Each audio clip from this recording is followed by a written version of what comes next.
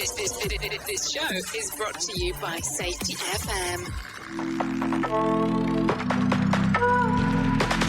Okay, hello and welcome to another round of Safety FM with Jay Allen. I hope everything is good and grand inside of your neck of the woods as we are hanging out on this lovely Tuesday, May the 27th. But don't worry, we're going to do a throwback here in just a brief moment of time, so don't go too far away because we're going to talk about a couple of things that are going on inside of the world of the multiverse here. So listen, a few weeks ago, I was at Energy Safety Canada, and I got to hang out and take a listen to a whole bunch of presentations that were taking place, and I got the privilege of interviewing some of the presenters directly after their presentation, and that's where we're going to go here. This is a conversation that I got to have with Jodi Goodall. If you're not familiar with her, Jodi is the head of organizational reliability at Brady Haywood. She works with boards and senior leaders in high-hazard industries to help them achieve reliable, predictable, and organizational performance. So if you are ready for this, we're going to talk a little bit about her keynote presentation at the end of her keynote, but we're going to play the presentation right away. Her presentation was titled Safety Performance Metrics, a Blindfold for Fatality Prevention, ? So keep that in mind. We're going to go ahead and go into that presentation right now and make sure that you stick around towards the end where you can hear our interview at the end, right after the end of the segment. So sit back, relax, and take a listen to what we have today on Safety FM with Jay Allen. In safety, in my opinion, you woke up. You saw the system, the simulation, the structure that trained you to mistake compliance for care. Safety mutation. Information misdirection picks up where the signal fractured. Because the system didn't shut you down, it rebranded you. It packaged your voice, sold your rebellion as a new initiative, and smiled while doing it. This isn't a manual. It's a decoded transmission about what happens when slogans replace stories, when safety becomes marketing, and when truth gets mirrored so perfectly, you forget it was ever yours. You'll see the mutation. Learning teams turned into theater, zero harm turned into optics, and feedback turned into formatting. But the signal didn't die. It was redirected. Safety Mutation is book 2 of the Signal Transmission Trilogy. Available now in print, Kindle, and audiobook. Narrated by the author Jay Allen, PhD. Because the system adapted. Now it's your move. Good morning, everybody. Businesses run on numbers. We collect a lot of data, and we turn some of it into performance metrics, and some of it we put targets against. And whether we like it or not, it drives our focus. It helps leaders to make decisions and anticipate failure. And it influences our culture. So you want to know that the metrics that you're relying on are telling you about the things that really matter, especially in safety. So today we're going to explore if our current performance metrics might be creating a blindfold, perhaps, to managing fatalities. So generally, when I ask leaders or safety professionals about their safety performance, we almost always get into a conversation about recordable injury rates. The TRIF, the RIF, LTIs, TRILF even. So just so we're all on the same page, if you took all of your injuries and you broke them up into buckets, classifications, you'd end up with something like this. And this is pretty much what you would see almost across the world. And, you know, lost time injuries is really common, and this is where people are injured enough that they need to take more than a day off work. But the other one you see is the TRIF, and this is where you've got lost time injuries, or a person was injured, they couldn't come back to work for more than one day, or they were restricted, or they had medical treatment beyond first aid. So I just want you to raise up your hand if one of your key company metrics or your main metric of how you look at safety is one of these in your business. There's a fair few hands up. Yep. And that's really common.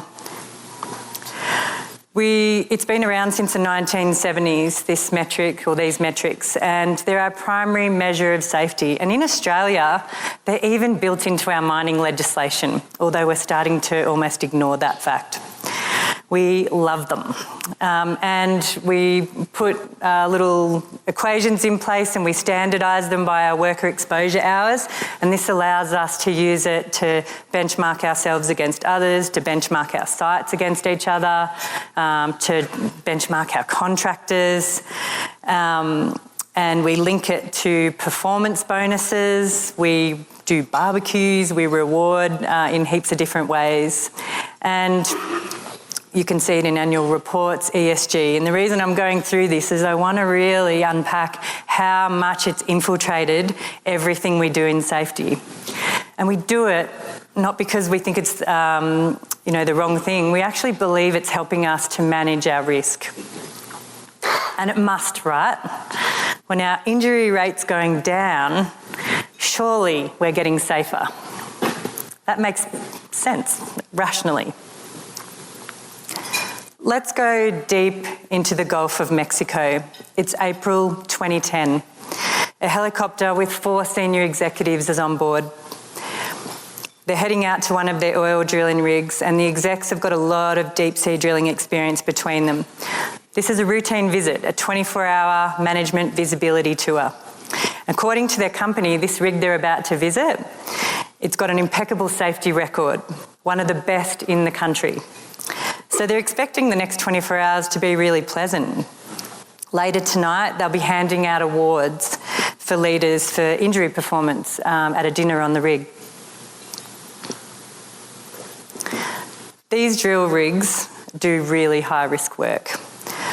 From the top of that rig to the sea floor is 5 kilometres, and the deeper the well, the more oil pressure, the higher the process failure risk. The chopper lands and the VIPs step out and start their tour. Today, the crew of the drill rig are at the point of sealing this well off, known as capping, and they're getting ready to move that whole rig to a new location. As part of that process, they're performing integrity tests, basically to make sure that the well's not leaking and that it'll stay tight after they disconnect. The tests are not looking good, like the well actually is leaking. And if this is the case, hydrocarbons and methane gas will be coming back up the pipe. As the crew repeat the tests, they're getting more and more concerned. Then the execs come through as part of their tour. They can see that the well integrity tests are troubling the team, but today they've got their own agenda. They're discussing hand injury awareness, dropped objects, and they're checking that the non-slip mats, which was an LTI improvement on another rig, is being implemented across this rig too.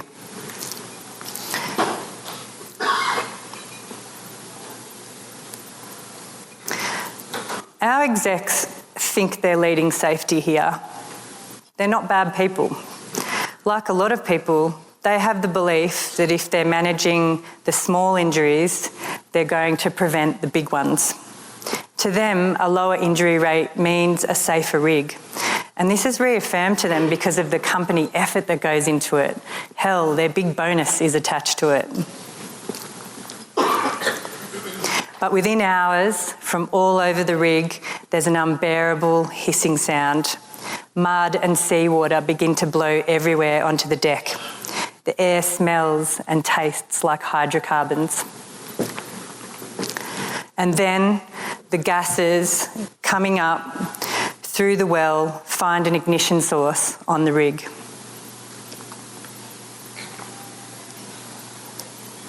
An explosion. The pressure wave reaches all over and the PA system's bleeding fire, fire, fire. An engineer deploys the well blowout preventer. And this is a critical control, one that physically cuts the rig off from the well below and seals it, but it fails to operate. There's a backup system and it fails too. 11 workers die and 17 are seriously injured by this explosion, and the rig burns for 2 days, eventually sinking. 1.5 million barrels of oil spill into the sea for another 87 days, triggering the largest oil spill in history. You all know this story. It's the story of Deepwater Horizon, Macondo oil fields. But this little bit I've told you about is the same story. It's the same pattern you see in many other major accidents and fatalities. Companies that have a heavy focus on recordable injury performance and believe that if they manage their minor injuries, they'll prevent the big stuff, this is the same story.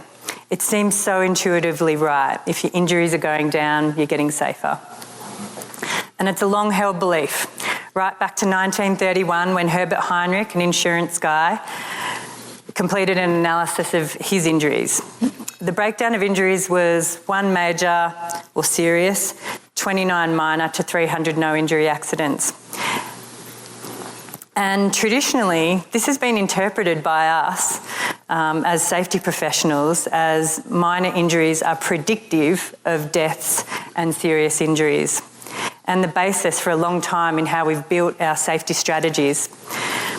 But is there even a relationship between recordable injuries and fatalities? Let's explore this. So in 2020, the Construction Safety Research Alliance, which is the top construction companies in the US and Boulder, Colorado University, did a really great report, and I suggest if you haven't read it, I'm sure you all know Matt Hallowell. It's fantastic. They asked the question, given the extent to which we use our injury metrics, how statistically valid are they? And it's a great study because it's based in data and it takes this super large data set and answers this really subjective question. It uses 17 years of injury and fatality data and 3.2 trillion work hours. And there's 4 key findings in the paper, but I'm just going to talk about the first one. Statistically, they found that there is no discernible association between the TRIF and fatalities. That is, trends in the TRIF don't associate statistically with fatality occurrences. Instead, fatalities seem to follow a different pattern, suggesting that they occur for different reasons. But that's construction at a massive industry level. Let's do a representation of some global companies in mining. I wonder if a company's own level of injuries correlates to its performance, fatality performance rate. This is a bunch of companies courtesy of the International Council of Mining and Metals and their 2023 benchmarking. And this is the TRIF that you can see here. So at the left-hand side is the worst TRIF performers, or the ones that had the highest TRIF. And on the other side, the lower side, is the best performers. And these have been standardised for a level playing field. Let's overlay their fatalities for the year. These red dots and the right-hand side of the graph is the fatality rate. So for each of these companies globally, we would expect that the injuries that were captured in the TRIF calculation were predictive or correlated. We'd be seeing the same pattern, best to worst, but they're all over the shop. The best TRIF performers are having fatalities too.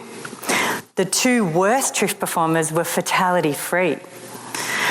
And I show you this graph, I show you this for any other year, it's exactly the same pattern or not pattern. So we can start to see that a company's own injury rates don't even correlate to their fatalities. Let's go deeper and see why. Here's a study done in 2019 of 7 global companies that you'll recognise across high-hazard industries. They pulled their incident data and they had 2 really important findings. The first one is that the causes of serious injuries and fatalities is different to those of less serious injuries. The causes are different. And if the causes are different, we control them in different ways. The second one is really important too. It's that 80% of all of the things that make up the recordable injuries actually would never likely be any worse.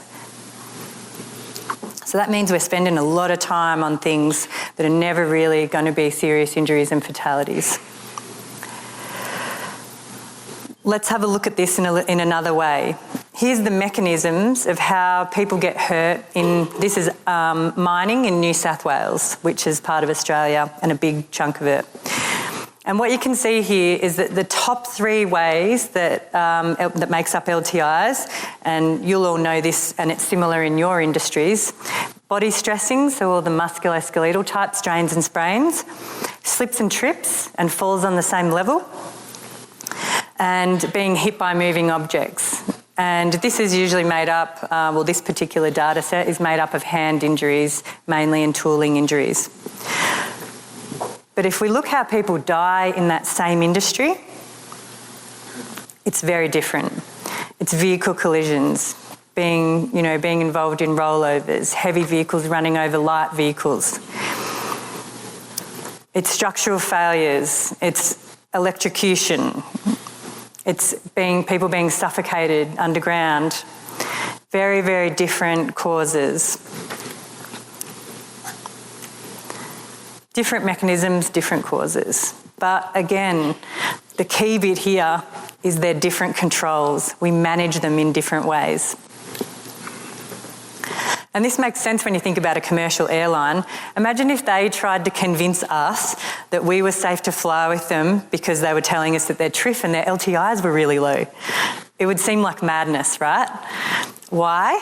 Because the way we stop planes falling out of the sky is very, very different to how we stop baggage handlers getting muscle strains. So we have to see these things as separate. We've got to manage our fatality and our major accident risk very independently of how we manage our TRIF and LTIs. One does not tell us about the other. And this is a mindset shift, and it's not something that will happen overnight, and it's something that each of you need to take back to your organisations and explain it in this much detail, because you're creating an emotional shift from what we truly believe now to where we need to get to.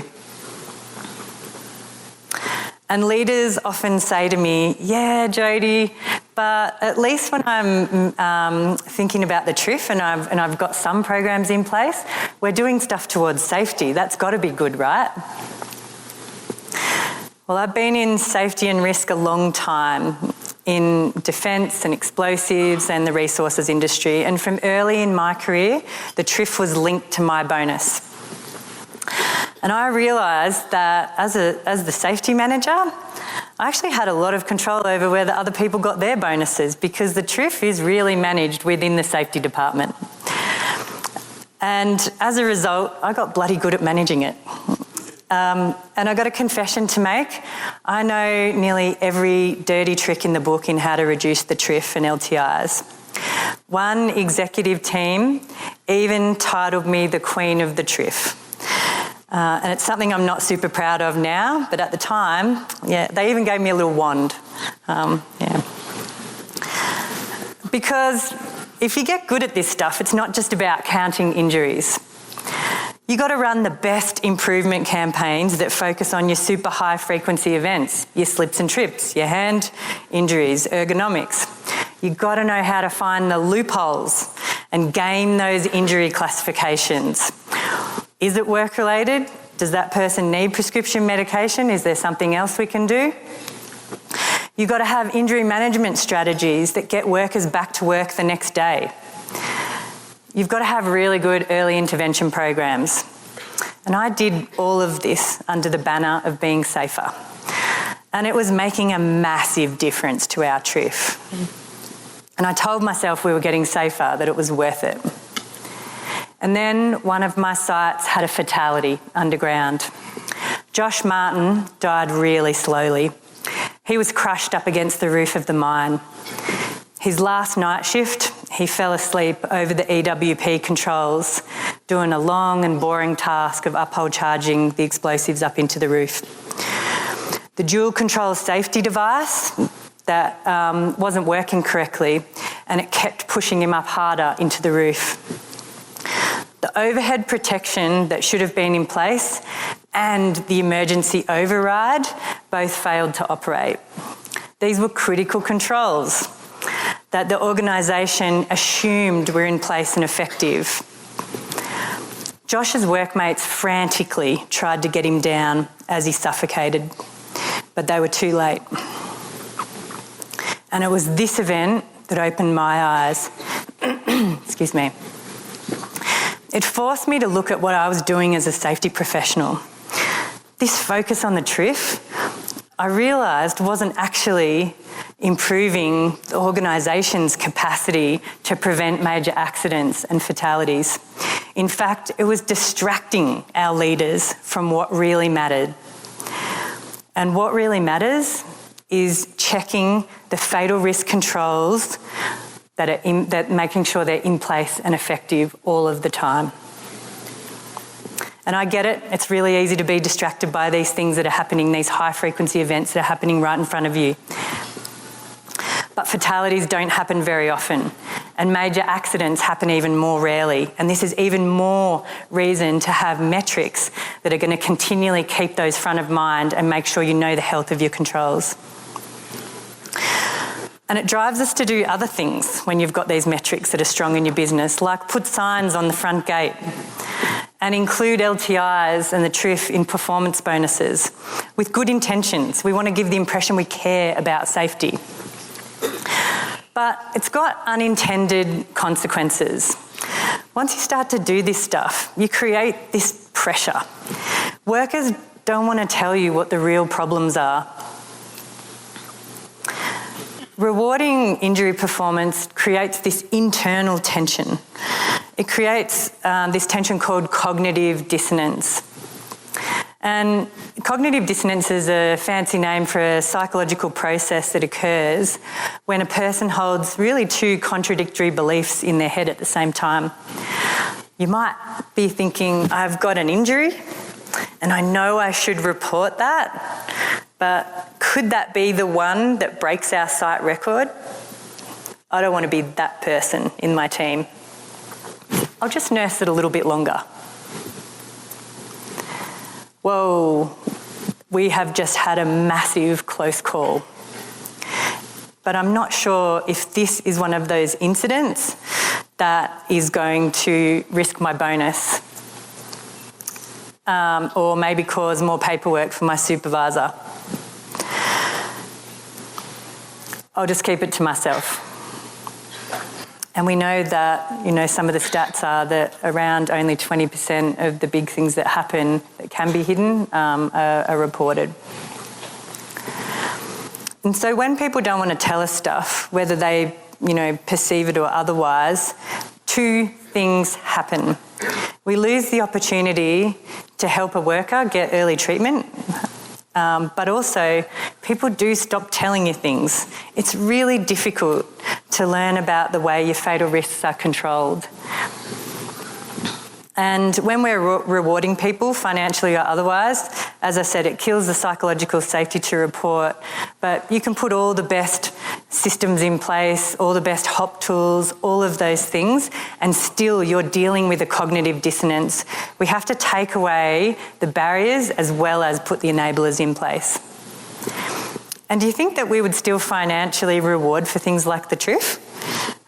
Well, let me tell you what happens in Australia, and you can tell me about Canada. Here's a recent Australian example.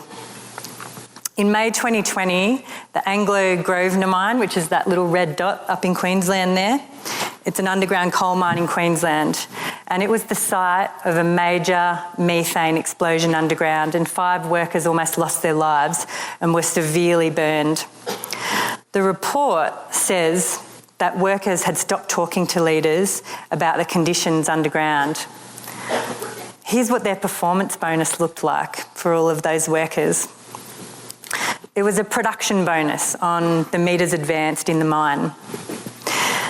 And it was up to $1,000 to $4,000 a month. But it had a safety modifier. And that was for the TRIF. So anything, if you had an LTI, a medically treated event, or a restricted work case, everyone on the site lost their bonus. So you step into the shoes of a worker here. Would you want to talk?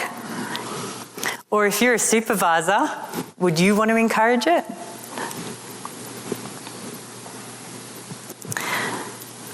As leaders, we do create the cultures by what we measure, focus on, and reward.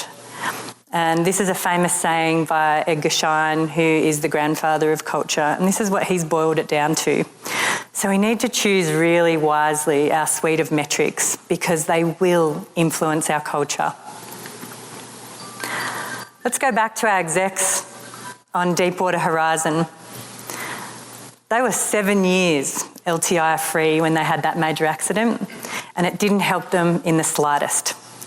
The company focus on injuries took their eye off the major hazards and the fatality risks. And the controls to manage these big risks weren't in place and effective. Think about the metrics that you're using in your business, with your teams. Are they helping you to understand and prevent fatalities and serious injuries? Are they helping support your contractors to focus on fatalities? What about your industry? What do your industry groups do? What does your regulator do? How do they measure your safety performance? We can't continue to label recordable injuries as true safety performance. So what should we measure? Well, this question's a little more complex. Business is based on numbers, and I do not believe that taking safety metrics on the off the boardroom table, while there are still other metrics in finance and production, we actually need to have it still on the table to get it an equal say. But there are a few things to consider to get the focus on from the leadership right from the top on fatality risk. The answer might lie in how the business actually does think about its financial health. We've got lots of metrics to understand our financial health, and they all come together to tell us a story. Some are leading, some are lagging. Some tell us how poorly we did, some tell us how well we did. Some measure the inputs, the important inputs, and some measure the health of our processes. Others measure our capacity to sustain our ability to do what we're doing now in the future. But imagine if we took away all of the metrics for an exec team and said they could have only one. What about cash flow? That's important, but it's certainly only part of the picture. In company law, you would actually be seen as negligent if you tried to just measure your business on this one metric. And because it only really gives you part of the picture. And this is how we have to think about our safety metrics. We need a suite of metrics that tell us a story about how well we can sustain into the future. What's our capacity to manage safety? But also how well we're doing now. I totally get that. So you guessed it, just like finance, there's no silver bullet. It's a suite of metrics that will help us understand our fatality risk. The key thing is that they need to tell us about how well we're managing our fatal risk controls. And it depends where your business is at. The reason I'm not putting up a series of metrics here, which we do for some companies, is because you're all at different stages and different levels of maturity need different metrics.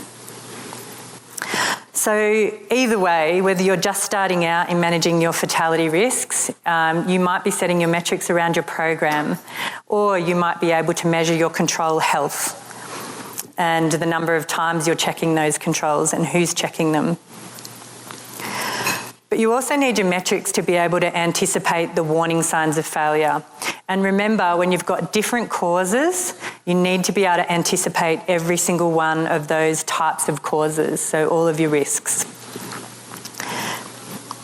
And yes, you need to measure serious harm caused. You've got CIF-A, and that's probably a good start for you.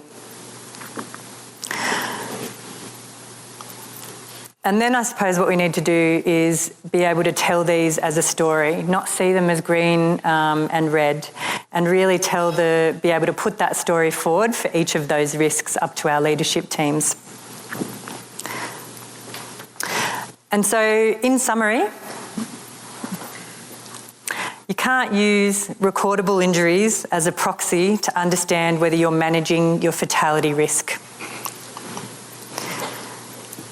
When we're rewarding the LTI and the TRIF, it's just driving under-reporting, driving us to know less, learn less, and it diverts our leadership focus into other areas.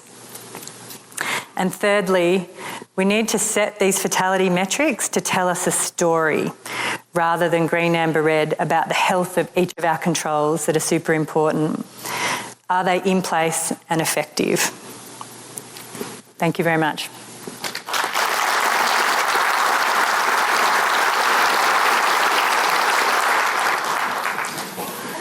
So you just have to go to Slido and enter your questions. We've already got a couple up here, I see. If we could have that back, or I can try to find it on my phone again. Here we go. Here's the first one. How do we lead the change away from TRIF or TRIR? How do you say that? TRIF. TRIF? What's the first one? TRIR? We've touted it as a metric for so long that it's become what, for the most part, the C-suite and board knows and understands. Yeah, just always say TRIF, Stacey. It's okay. Always say TRIF. Okay. Yeah, there's so many different ways of saying it, yeah. How do we lead the change away? Well, the first thing is kind of what I'm doing now, is we have to really break that emotional connection with it. And to do that, you've got to use, I suppose, you've got to actually give the facts. Senior leaders really need to understand that it's, this is not just about reporting and getting more reporting. It's actually about how, underlying the causes are super different between the TRIF and what causes fatalities. So until that, they have that really clear mindset shift, it's going to be very, very difficult for you to infiltrate this at an industry level. All right, another question. Given that so many companies tie bonuses to safety statistics, what's the alternative? Should we remove the monetary incentive? Is there another way that you can tie safety to a bonus or to an incentive at least? Absolutely. So, you should reward the behaviours you want to see. And so there are a lot of proactive metrics, and these are around control health.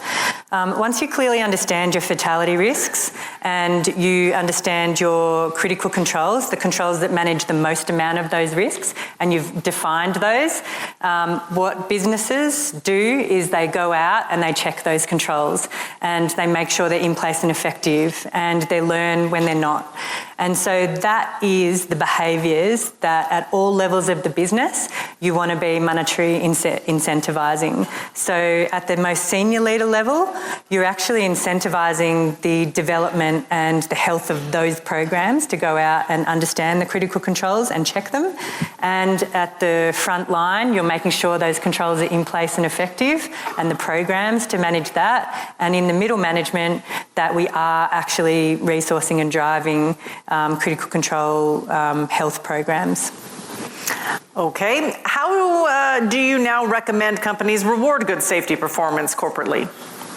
Kind of just answered that. Same thing, yeah. From a board perspective, without metrics, how can they judge how good a job management is doing on safety? I think you should absolutely have metrics around this, absolutely. Maybe don't put targets on everything, but really use your metrics more than a red, amber, green, and start to talk about them to get leaders fascinated about their control health. And actually what happens is when you start to really define your fatal risks and your most important controls, and then you start to check them, you find that they're not in place half as often as you thought. And you get this, real, I suppose, alarming, people start to get alarmed, but if that's teamed with an approach from the senior leaders that they really want to hear that information, then people start to get fascinated about their control failures, and it just changes the whole focus in a business from trying to prevent all the high frequency events to really making sure that their fatality risk management system is as effective as it really can be. All right, this has been a 2-decade discussion. Love that you address this. What are some good resources for expanding the focus of metrics? Some good resources. Look, a lot of people are putting together indices and stuff like that. I think you should be really conscious that you need to think about where your organisation is at and the maturity of your organisation before you blindly go and pick 10 metrics that someone's written in a paper. But I do think that that one of the biggest things you can do is really work on your CIFPs. So that is information that's coming into you now. I've looked at your CIFP data from an industry perspective, and you're not reporting half as much as you should be. And, it's the same thing that's happening in oil and gas in Australia. So absolutely start to think about how you can learn better from those. In terms of other resources, I mean, Matt Hallowell's work that I quoted is a really good one. And I suppose the ICMM, the International Council of Mining and Metals, until you've really, I know I'll keep harping on this, clearly defined all of your fatal risks and your most important controls down to understanding the performance of each of those, it's going to be really hard for you to get a laser focus. So the ICMM has a good practice guide and an implementation guide that are really, really helpful to be able to step your organisation through that process. All right, lots of great questions coming in. Are you working with industry leaders and organizations like ISNet to change how safety is measured and talked about? Yeah, we do work with a lot of industry bodies and regulators because, the regulator inherently does drive the culture from a different angle, and bodies like Energy Safe Canada, absolutely, it depends on the country, on who are the most influential, but absolutely industry bodies are reaching out and we are having those conversations with them too. How do we convince regulators to change their metric reporting system? It's difficult for industry when we're regulated by stats. Yeah. I hope there's some regulators in the room, and hey, I'm offering the presentation too. So that's how we convince them. Give me your presentation and hopefully they are in the room. Can Energy Safety Canada lead the charge? We need to move together. Yeah, I think they're already starting to. Certainly the conversations we're hearing within Energy Safety Canada is exactly that, is the real need to move. And I think there just needs to be higher level discussions with the most senior leaders within, the top companies and the top, second tier subcontractors to really drive this from that approach. I mean, in Australia, what we're still seeing is that, we have this training called the Australian Institute of Company Directors, which is how every board member is trained, and still those guys are using LTIs and TRIF to train boards on what they should be focusing on for safety. So I think you've got to just hit this in a lot of different ways to really make it hit home. And I know we've been going at it for 20 years, but can you believe we're still talking about it? It seems crazy. Part of the reason boards love TRIF is because they can compare to other companies just because they're numbers, right? So it's easy to compare. What is a replacement metric that measures what matters? Yeah, if you want one lagging metric, as long as you promise me you're not going to rely on this. But, I think if we were going to make any shift, even in a small increment, it would be to move from TRIF to CIFAs. And that's still internationally recognised. And, what we're seeing in parts of Australia now, as I said, it was in mining legislation for a long time, or resources legislation, the TRIF was, and that's how, the regulators measured as well. But what we're seeing in Australia is that Treasury now, in the government, measures the regulators using CIFA, or very similar. Is there reluctance in that? There's not from the regulator over there. Once they've had that mindset shift that actually they were focusing on all the wrong stuff and then wondering why, their inspectors weren't focusing on fatality risks and were still going out there hazard hunting, the I suppose their senior leaders, now that they're measured on something that really is on serious injuries and fatalities, their whole programs are shifting as well. Okay. Can you provide some concrete examples of metrics around critical controls outside of just counting inspections? Yep, good. So that's a really good question, whoever wrote that. Absolutely. You need to measure the activity, so the counting, but you have to supplement that with understanding control effectiveness. And so once again, once you've defined your critical controls for each of your fatality risks, and you've got a clear set of performance, objective performance criteria, it's really easy to go out there and start to put reds and greens, red, amber, greens, against whether your controls are in place and effective, down to a performance level. And so we've got time. I'm just going to give an example, if that's all right. Yeah, that's what they want. Yeah, fantastic. So if you're thinking about fall from height risk, I'll just give you one that is kind of easy for us all to think about. A critical control might be the fall prevention devices that we use as a last line of defence. It's PPE, but absolutely it's still a critical control because it manages a fair whack of the risk. So you need to go further than just going and checking whether fall prevention, fall arrest devices are in place in the field. We have to have a clear objective set of criteria around what's important, and that has to be written in ways that aren't subjective. So the first thing is you write criteria that might be there's a storage area and you would have requirements around the storage area, that people who are using fall prevention devices are trained to a certain standard, and that's a certain with a certain frequency associated with it, that the equipment is bought to a standard. In Australia, we have an Australian standard for that. That the people know how to inspect it, and it's inspected every time beforehand. And that there's maybe an out-of-service process. They might be your 5 performance criteria, and they're written in ways that don't use words like appropriate, suitable, relevant, all of those things that lead us into subjectiveness. Now you've got a crunchy criteria, you can start to put metrics around. Once you've got that, you can start to go and not only count the number of times that you go and check it, but you can actually start to put metrics around the effectiveness of it as well. And that kind of stuff, you can start to roll up really crunchy into whether your controls are in place and effective, and you can use it to create patterns of warning signs of failure, and then you can give that to your senior leaders and they can start to understand how well their risk is actually being managed. All right, agree the focus should be on serious injury reduction, but we also don't want people to get hurt, even minor injuries. How do we focus on both? So I'm definitely not suggesting that you stop managing the things that are slips and trips and the things that do create high frequency that hurt people.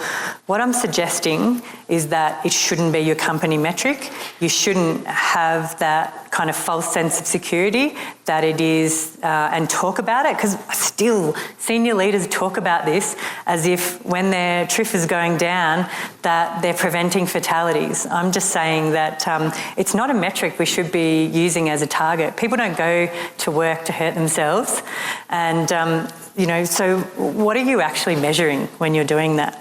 You really, you're not measuring anything that is going to drive your business to improve. You're just measuring, unfortunately, events that happen all the time. Still put your processes in place, still care about your people, absolutely.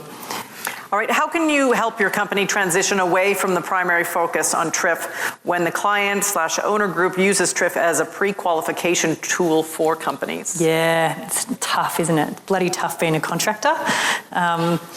Absolutely. So I think, don't feel bad about asking to, take this kind of content and really put the crunchy facts around that to your own senior leaders, and certainly to your, and going with ways that you can manage your, explain your health and safety performance to your principal, miners or resource people. So how do you do that? Knock, knock, knock on the door. What do you do? That's the next question, is how do you approach leaders who are adamantly pro-TRIF? Yeah. It's tough, isn't it? Keep doing it. Keep doing it. Really get your message clear. And, you know, I think where I hear a lot of safety professionals get to on this is they start just defaulting back to reporting. And, you know, in a leader's mind, remember that they're in these senior leader roles. They've probably been, you know, 20, 30 years in a leadership role, and the TRIF has gotten them that far. So you are breaking some really long-held beliefs. So you've got to go with facts. Go with your own data. Go with your industry's data.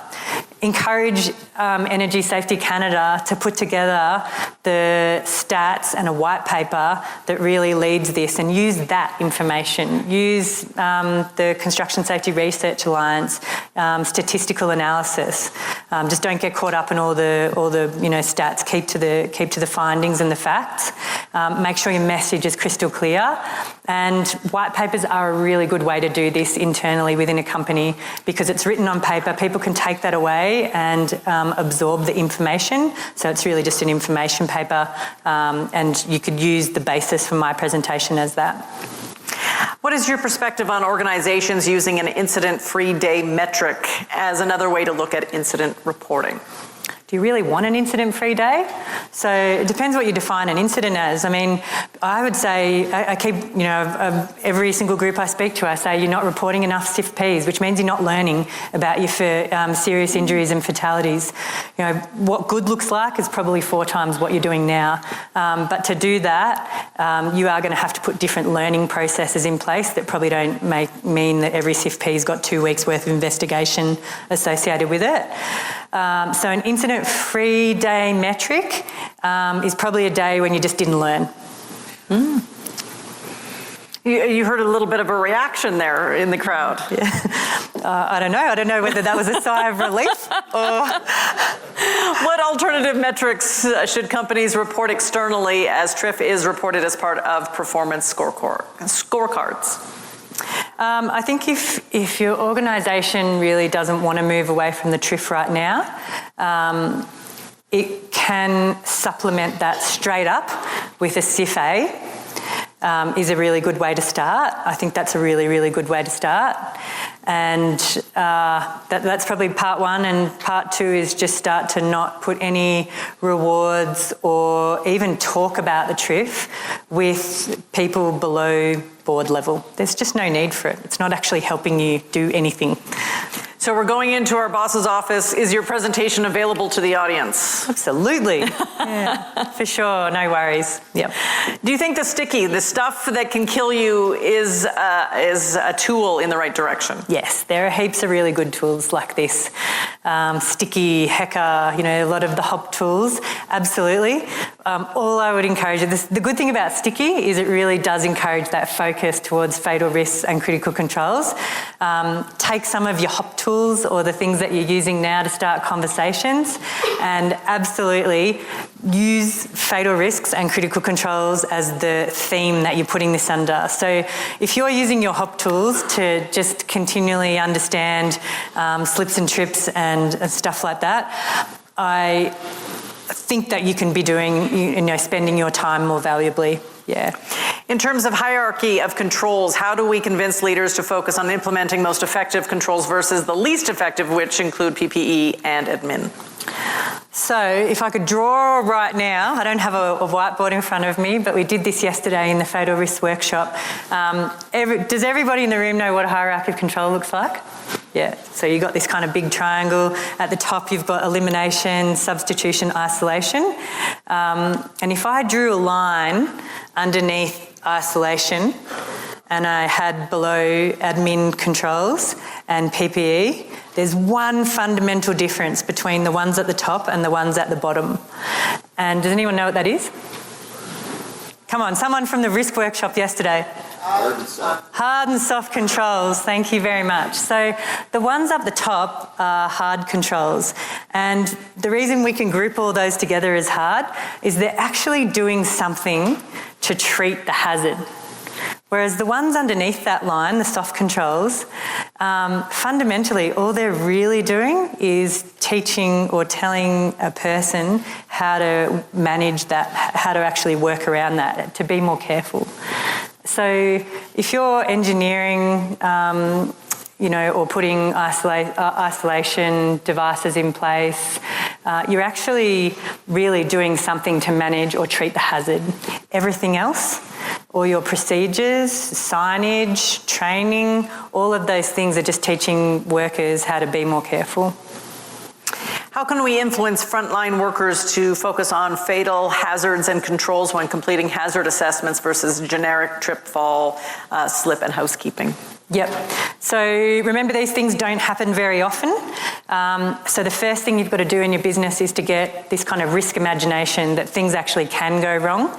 And the best way to do that is to start with two things. The first one is to be really clear as a business what your fatal risk critical controls, what they look like when they're in place and effective, and not just make that one training package and then put it in the drawer.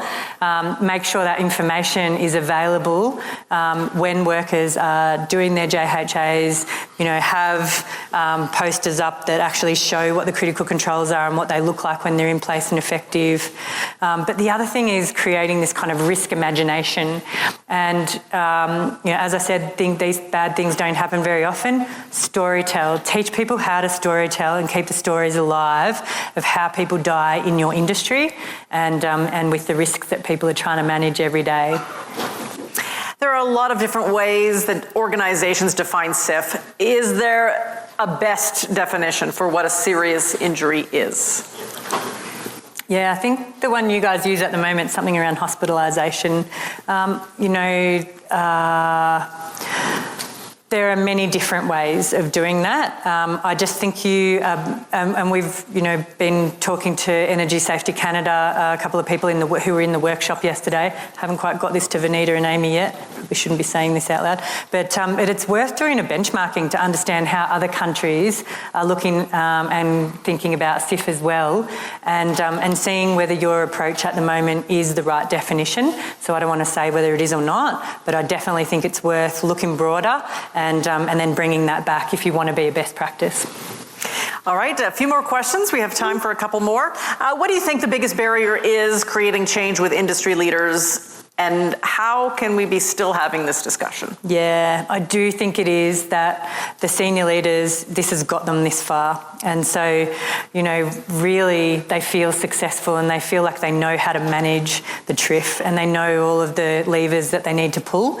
You've got to create that same comfort with how we manage fatalities and that, I'm telling you, I've seen it in programs and the shift, within companies, is this concept of having a critical control management program is exactly what it is. It becomes real and crunchy and they can see how it works. They can see how they can manage their fatality risks and they've got a new focus. Is there an international standard for categorizing SIFP events? Our organization debates which events have potential for permanent injury, fatality, or et cetera. I don't think there is an international standard, and sometimes the international standards are that old and outdated. You're best off doing your own, broad scan. Yeah. What are your thoughts on mitigated SIF events vis-a-vis critical controls have functioned as designed as a performance measure? So this is like looking at zero barrier events to where a control worked. Absolutely. So, what we know as really good practice is to dig into what worked and what didn't. And I'm always really conscious of this concept of downplaying a SIF event because one control worked. And I'll give you an example. We've got a couple of minutes. Yeah, of course. Yeah, go ahead, please. So if a crane's bringing a load in and it's carrying a pipe and the pipe slips out of the way they've rigged it, bounces, lands inside the exclusion zone, a lot of people will say, oh, that's not a SIFP. The exclusion zone worked, and you can argue that till you're blue in the face both ways. but you just got to think about why you really want CIFPs reported. And it's not to tick a box and to count and to be able to analyse that later. It's actually to understand where your controls weren't in place and effective and what's making them in place and effective. And so there's a couple of things going on that you can learn from that particular event. You could dig into whether there's an opportunity for that load to have fallen out. And I give you this event because I actually went through this with a power station, and the crane driver was the only guy who had the expertise to say, yeah, that was a pipe, it bounced, and we're just really lucky that it landed in the drop zone. 9 times out of 10, it probably would have gone across that walkway and out into the, out across into people. So even though sometimes we think our controls are working, we can still learn about their weaknesses by listening to our experts. And that's what CIFPs do, is they should give those situations a voice and experts to really help you understand how to make your controls more robust. Have I said enough times, understand your fatal risks and determine whether your critical controls are in place and effective, because it really is this is where really it's at in terms of understanding fatal risk. Thank you so much. That was fantastic, and some great questions from the audience today. Thank you very much for your presentation. Thank you. Okay, so you just came off the stage. We ran you across the building, and here we are. So I have to ask, because there's a lot of references that you came up with during your presentation. So, and just for us to know exactly what's going on, the listeners here are going to hear your presentation, and we're going into real time right afterwards.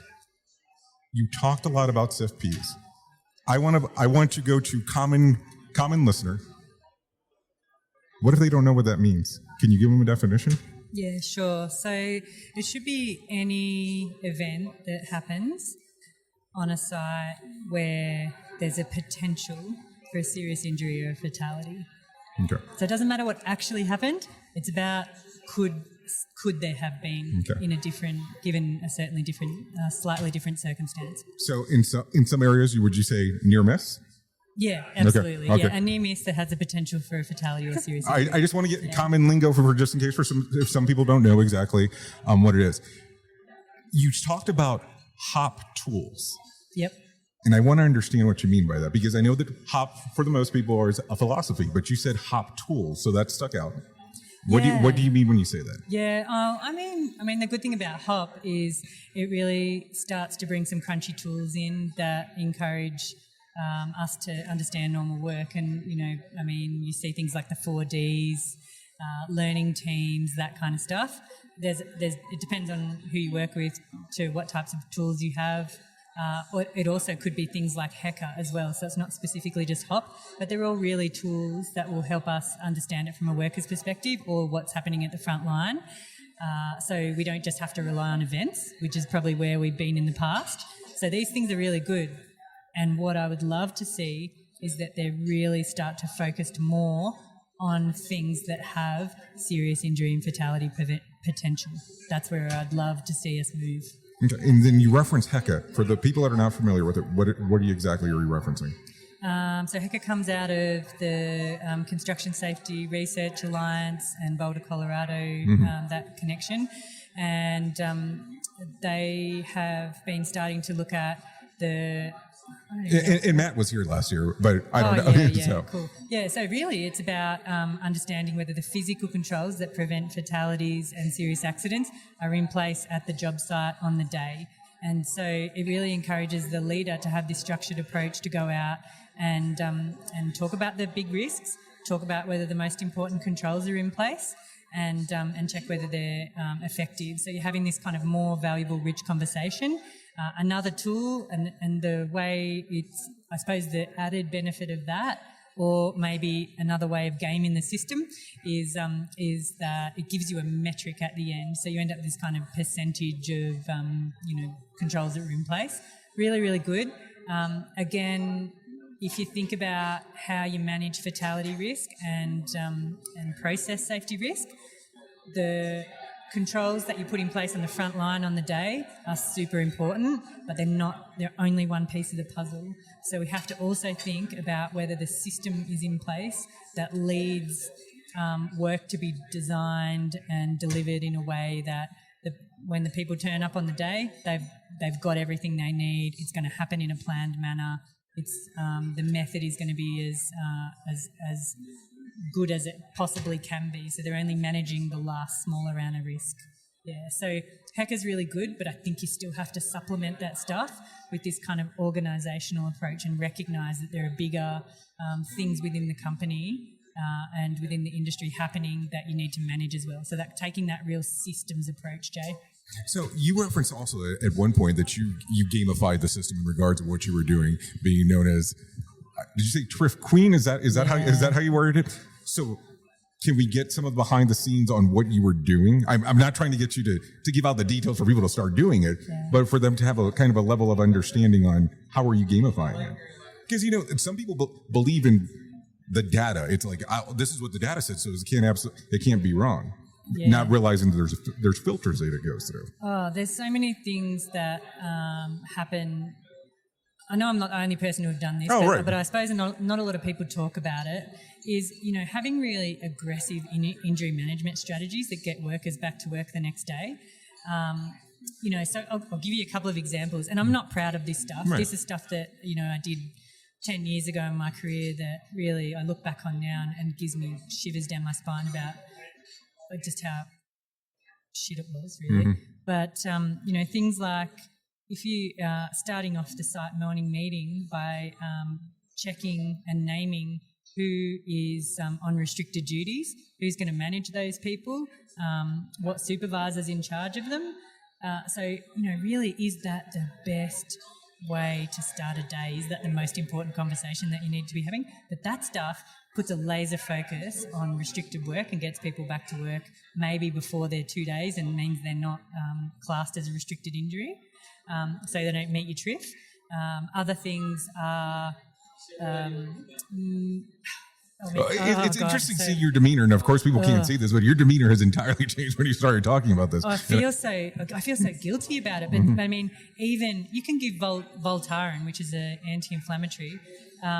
There was a time there where you could give an extra non-prescription tablet and a doctor could do that and be giving the same amount of medication as what they would normally give as a prescription anti-inflammatory, which is like a first-line treatment that would help you manage, the first day or so, which meant that it wasn't medically treated. Right. Even why are we focusing on that stuff? Like, why is that even important? Why would I even try and influence a doctor, or whether that's a company doctor or not? Well, you had a bonus program on there that you showed up between $1,000 to $4,000. Of course, that's why you would influence it. Yeah, and actually, it was much more lucrative for the senior leaders.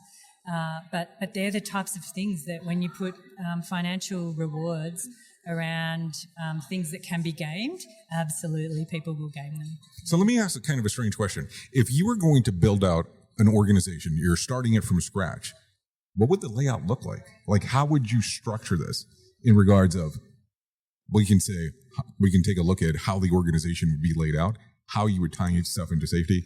Are you basing it off of HRO? Are you basing it off of something else? Exactly what would the structure look like?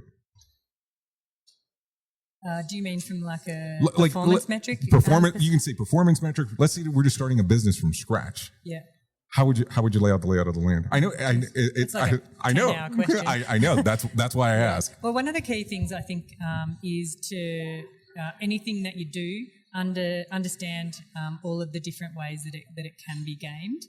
And so, setting performance metrics, the metrics that you set for a business don't particularly need to be talked about often at below a site, site level. So as you get closer to the people who do the work, the people who lead the work, those kind of things, the metrics need to be more positive performance based. So you're trying to encourage and drive a focus on the things you want to see, not the times that it goes wrong, because then you're really helping organisations to drive their behaviours on the things that actually do drive performance. And so, you would have heard me say, and you guys will hear me say if you're about to listen to my presentation, deeply understand your fatal risks, understand what controls manage a fair bit of that risk, and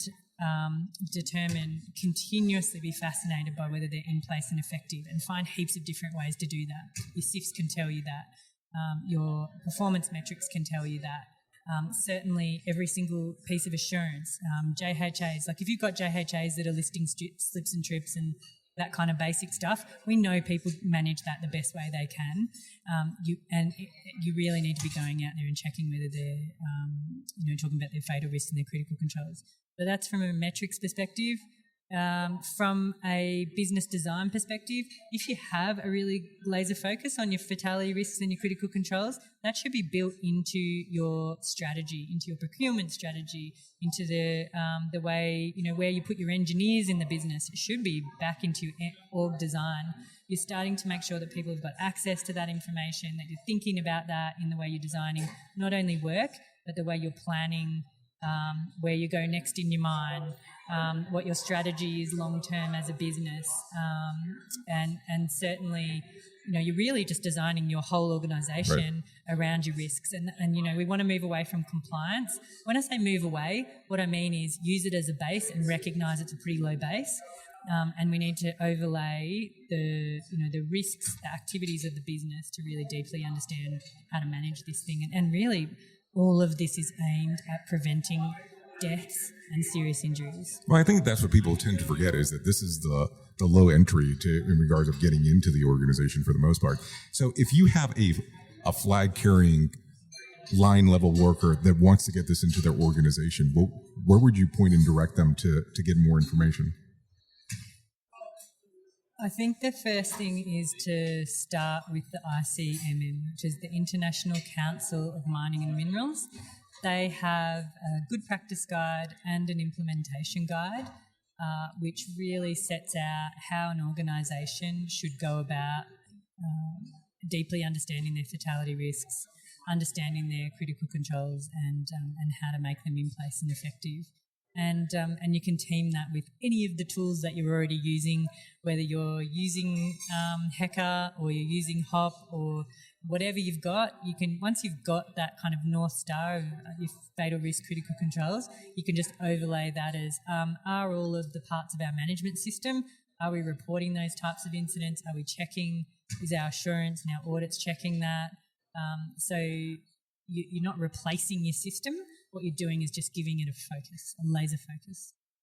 Now, if people want to find out more about the work that you're doing, where can they find out? We've got a pretty good YouTube channel, and we've got a couple of podcasts. I love the Rethinking Safety podcast because it comes off the back of our Brady report, which was into mining fatalities in Queensland, but it's totally relevant for everybody outside of mining as well. You'll find that, if you're in any kind of high hazard industry, all of those same things, you would just keep saying, oh, that happens with us, that happens with us. So certainly start with our website and the Brady report and our YouTube channel. And we're on LinkedIn, but also we've got a couple of podcasts as well. So the Rethinking Safety podcast is 4 really great episodes that are really aimed at middle management frontline, and they talk about how to implement some of this stuff at a really practical level. And they use a lot of people from the mining industry who were either struggling with it or have been doing really well with it. Well, Jodi, I appreciate you coming in. Thanks, Jay.